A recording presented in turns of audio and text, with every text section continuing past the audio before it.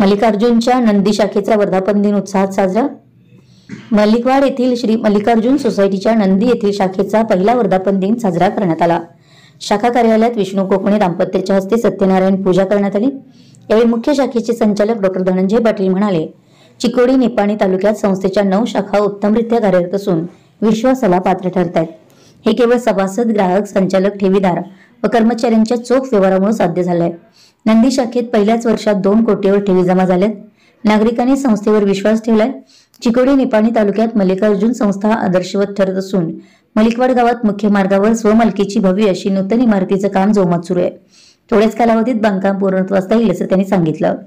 यावेळी संस्थेचे संस्थापक अध्यक्ष अण्णासाहेब इंगळे, सदाशिव कोकणे, मुख्य व्यवस्थापक सागर संकपाळ, अण्णा चिंगे, हल्लप्पा सुरानवर, महादेव धर्मोजे, राजेश कोकणे, मारुती माळगे, राजू सुळे, दिलीप रवळुकेदारी, रामचंद्र चौगुले, नितीन एकसंबे, सदाशिव पोळ, पुंडलिक मस्ते, बाळू शिंदे यांच्यासह शाखेचे संचालक, नागरिक व कर्मचारी उपस्थित होते।